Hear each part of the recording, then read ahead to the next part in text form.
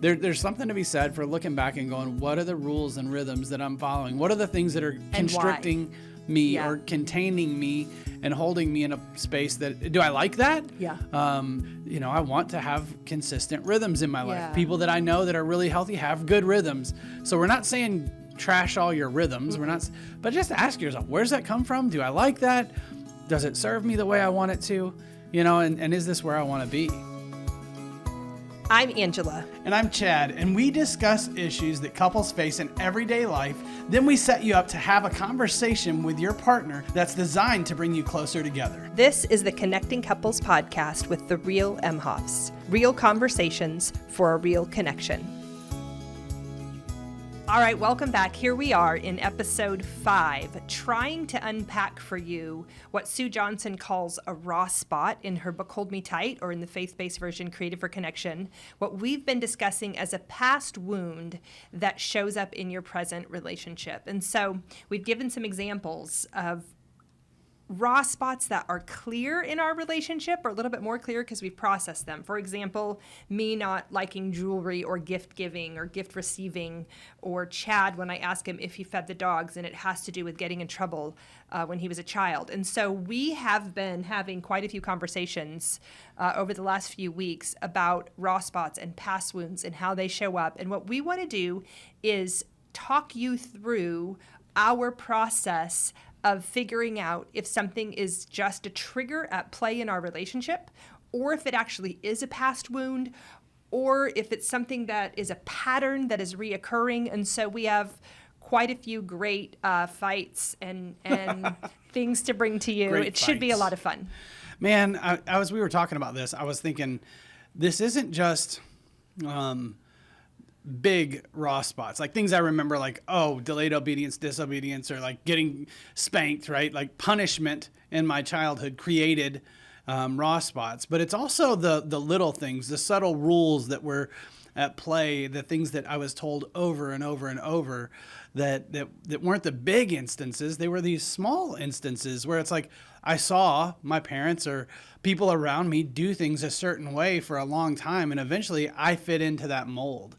It reminds me of like wearing shoes that are like straps that are too tight or something. And then at the end of the day, you look down and you're like, oh, my foot looks different than it should. It's like squeezed in or constricted or whatever. This isn't how it's supposed to be. Yeah. And probably when you're in it, it feels really normal and fine. But then you take it off and you're like, oh, that kind of hurts, and you start to do things differently. Now, this might show up early on in relationship, but it could also be that we both kind of agree that that's the way we're going to function. So we stay kind of constricted in the way that we do things and have less flexibility around what we want to do. Does that make sense to you? It does. I hear you kind of talking about how we identify if it's from the past or if it's from the present and what's bringing it up in the present. I think that's the trick here, is trying to understand what is at play. Yeah. Are we just having an irritable day where we're just fighting and because things aren't going the way we want to, or we're not handling disappointment well, or we're in a little moment of insecurity?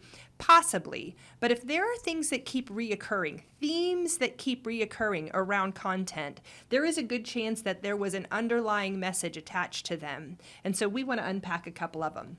I think that's great. I'm like, this idea that like our family of origin and our history, maybe not even other relationships, it could be other people, and also inside this relationship, if you've got more than a few years in, it probably is maintained. It might even be part of why we felt comfortable with each other. Yeah. The way I behave when you act a certain way, or the way you behave when I act a certain way. It's familiar. Yeah, and it's just maintained something.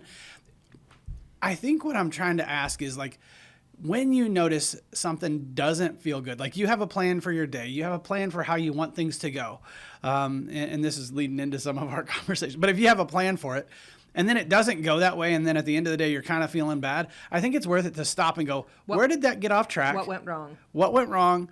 Why did it go wrong? And can I even identify it? As we talked about this, it's hard to identify this stuff. We've been having a hard time with some of our own content, and so we're going to bring a few of those challenging conversations to you. But I want to reference a few previous episodes and Sure. series that we did. Yeah. The second series that we did was called Staying Tuned In. And the concept was that if we're in tune with each other, if we have a secure attachment, if the day is going well, if things are aligned, we can send clear messages to each other. And even if the message is a little unclear, we're aligned enough that the other person understands, and we stay in, I want to call it a rhythm or a smooth Sure. way of interacting.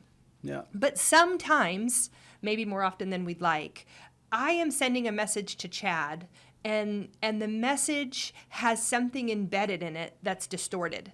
Maybe it's anger, maybe it's frustration, maybe it's hurt, maybe it's, who knows, Yeah. something we can't identify. And so what I think I'm sending to him is not coming across. And his response is not the response I'm expecting. Or let's switch it. Sometimes Chad will send a message to me, and I look at him like, what are you even talking about? It's not a clear message, and I don't understand what I'm supposed to say in response or what you're even talking about.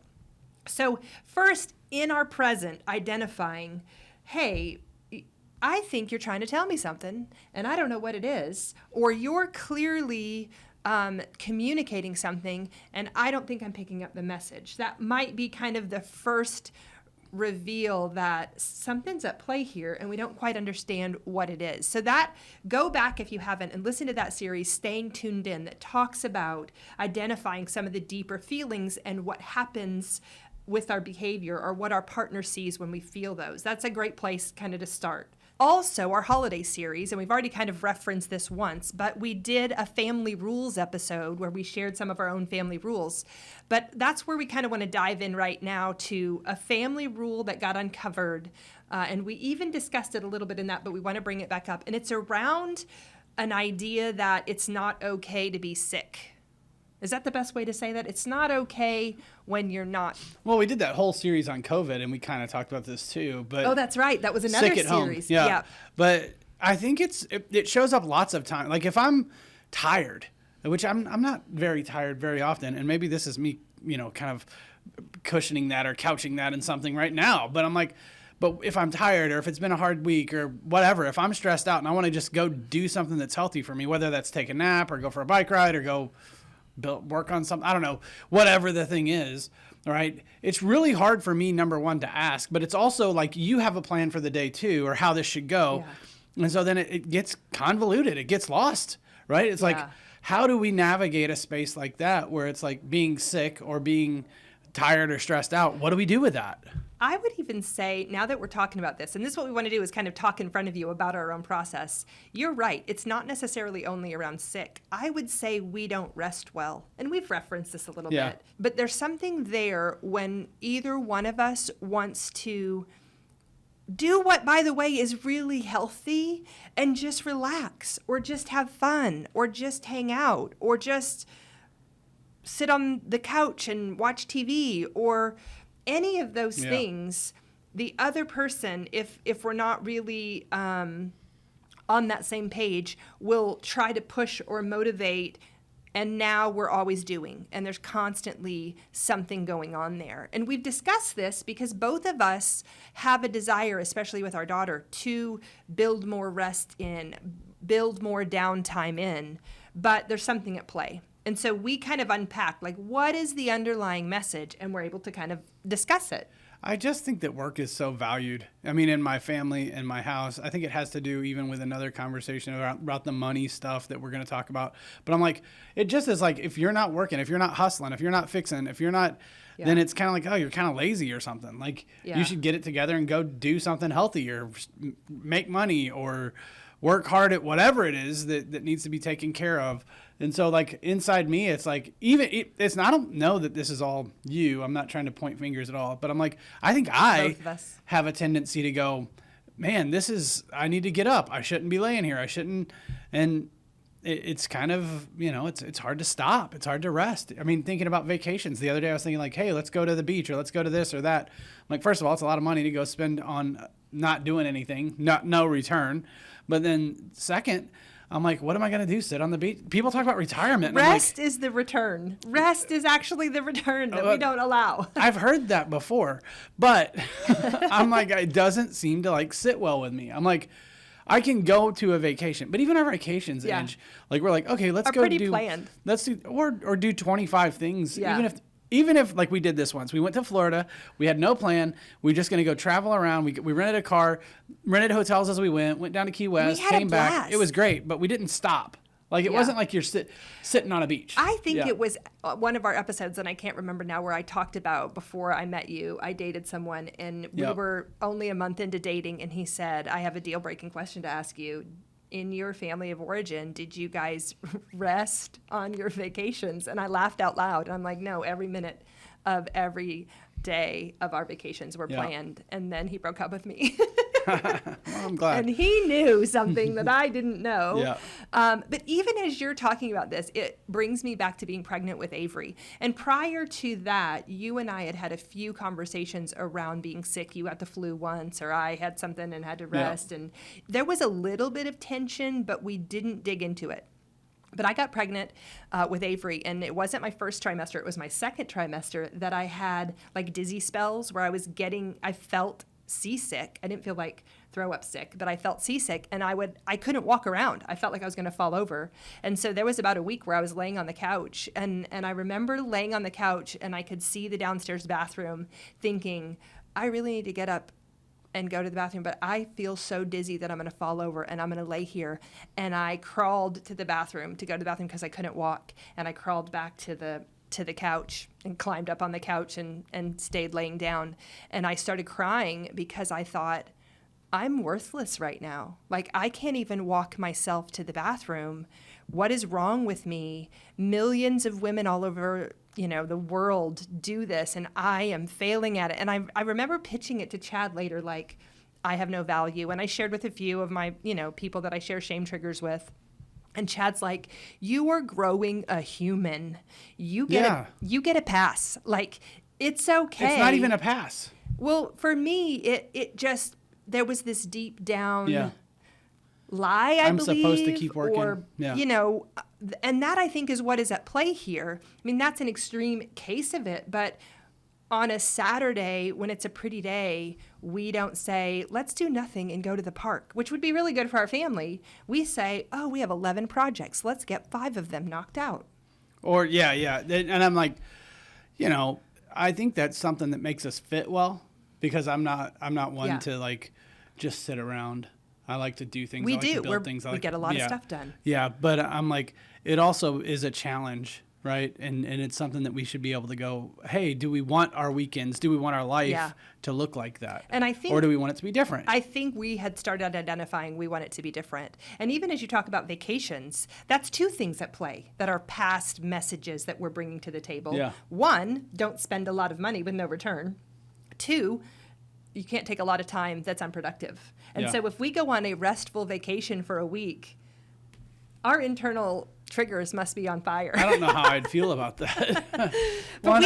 I'm thinking about this, and I'm more with your family, actually, because I'm thinking about your dad and mom and the vacations that y'all took.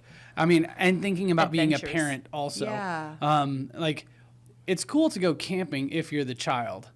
But I'm like, if you're the dad or the mom, I suppose, and you're taking a camper and you're packing the camper and you're cleaning the dishes and you're all the stuff, man. I mean, and it's not like this is those are fun events, right? But your parents always like, we're packing a cooler, we're taking this, we're taking that. Your dad's up at 6 o'clock, or used to be, and he's getting ready and cleaning stuff and putting stuff in the truck and putting stuff in the camper and putting stuff in the boat and putting stuff. And it's like everything that they did seemed like it was another big event. And when it's done, Dad was either power washing the boat, or Mom was like pulling all the sheets off the camper beds. Like there was constant work even around our play or our rest. Interesting, as I'm thinking about that. I mean, those messages I think we saw and are ingrained in us. Yeah. And so one of the reasons Chad and I are like, we want to discuss this to our couples that are listening, is because we started having or feeling tension around vacation, tension around rest, tension around cost of vacation.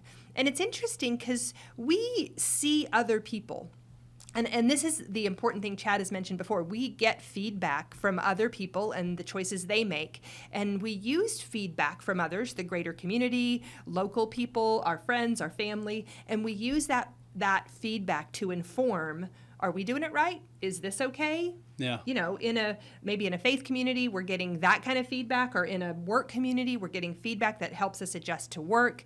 But in these kind of situations where it's like how you make choices in your relationship, in your marriage, for your family, we see other families making choices. And so we'll see other families maybe in our, I want to call it income bracket, or a little above or a little below, making choices that are big choices that are, I'm taking, 2 weeks off and going to Europe. And I think that is expensive, and unless there's a lot of museums built in, and it's not, like... You got to get every single ounce of, value out of it or something. I'm like, Yeah. and then it's exhausting, and you're not back. And the big thing here, with what we're talking about, is just asking and being able to be curious, question yourself, like, am I happy with the rhythms that I have? Am I happy with the patterns that I've established? The rules, and why, if I try to change them, what happens? I would say it is a virtue. And if I talk to my mom and dad about this, it is a virtue that they had the boat, had the camper, took really good care of their stuff. Mm-hmm. And, instead of staying at a hotel or at a resort, we stayed at campsites or places where there were, I would say, pride themselves in the fact that we still had fun, but it was efficient and it was... Cost effective, maybe. Those things built in. When we went to Disney World, I remember in the 3rd grade we went to Disney World, and we were the first family in the park when the gates opened. So we are getting up, getting parked, walking to the gate, even waiting at the gate to be the first ones in, and we were the last family out after the fireworks show. There every minute, and at the end of the 6 days, we were exhausted. You did that for 6 days? 5 or 6 days, yeah. Oh my gosh. That's a lot. It is a lot. I'm like, that'd be exhausting. I was thinking about going to Disney World. One shot to Disney World, and we're going to get it all in. I'm like, we'll get there at 11. We'll ride 2 rides. We'll have lunch or whatever, and then we'll go home. No way. Not for $150 a day, or however much it is. Maybe we won't go. I'm like, I don't know. But I'm like, I just am like, and maybe it's our age, or maybe it's where we're at in our relationship, or maybe it's having a kid. I don't know. But I'm like, there's something to be said for looking back and going, what are the rules and rhythms that I'm following? What are the things that are constricting me or containing me and holding me in a space that, do I like that? Yeah. And I was thinking about today, I want to have consistent rhythms in my life. People that I know that are really healthy have good rhythms. So we're not saying trash all your rhythms. Mm-hmm. We're not, but just ask yourself, where's that come from? Do I like that? Does it serve me the way I want it to? And is this where I want to be? And I even want to bring up, as you say that, this is kind of the question that we're asking. Are you doing a thing because it's what you were taught to do or conditioned to do or what you learned to do? Mm-hmm. And if it doesn't work in your now immediate family, how do you adjust it? As we're talking about, now we've talked about kind of money a little bit, which we'll get into in another episode, and being sick or resting or staying, and now even vacations. I want to add to that the idea that we've mentioned quite a few times, which is whether we stay at a hotel or whether we stay at a family member's house when we go visit them. Yeah. Our family rule in my family of origin is if you are within a 60-mile radius of any family member or distant family member or cousin or even acquaintance, you stay at their house. Even if they don't have a bed, you can get an air mattress or, sleep on their couch. That is how you do it, because it would be impolite not to want to spend time with whoever that person is. And Chad, he comes to our relationship with an experience where he stayed at hotels or didn't impose, that it wasn't really okay to impose. And so both of us have had to have conversations around when we visited his family of origin, we stayed at a hotel. And I was like, this is fun. We didn't get this as a kid. But when we stay at my family of origin, we stay in my parents' house. Or lately, we've been staying in their RV, in their driveway. and how we're trying to have a conversation with them that says, hey, this isn't really working for us anymore and we want to switch it. But the pushback that we get or the hurt feelings that my parents have if we don't make that's their family rule, is something we've had to work through. Yeah. And so that idea brings us to our Connect Point. The Connect Point is designed to help you have a different conversation about how you experience your relationship. Small adjustments lead to big change over time. Take some time to practice with us now. So in this Connect Point, I want you to take a few minutes and just consider, are there any things, maybe just one thing even, that you know that you continue to kind of do that maybe came from your childhood or you learned growing up as maybe a rhythm or a routine or the right way to do it, and discuss that with your partner now and say, is this something we want to continue? Is this something we want to do? And if not, how do we change it? Chad and I have been talking about this very thing around rest. We want to get better at rest. Around vacations, we want to not have such planned out itineraries on our vacation. Around money, we want to be able to not have some of those past messages attached to how we spend money and what we choose to spend it on. And so those are just some ideas that we've brought to you in this episode around going, hey, this is my experience in the past and it's not working so great in my present and we want to try to make an adjustment. Can you have a conversation around what that thing is and see if you can complement each other in making those new rules and those adjustments in your present relationship so that you can feel more connected. Take a few minutes and have that conversation now. Thanks so much for listening to us. If you've enjoyed this podcast, one of the best things you can do for us is to share it with another couple that you think could benefit from it. You can rate us and give us a review on your listening platform, and you can follow us on our Facebook page, The Real Emhoffs. If you want to support our nonprofit that makes resources available for couples, you can check out the Ways to Give tab on our website, therealemhoffs.com. We love to hear from our listeners, so feel free to message or email us with ideas you might like us to talk about or the ways that our Connect Point conversations are impacting your relationship. Thanks again.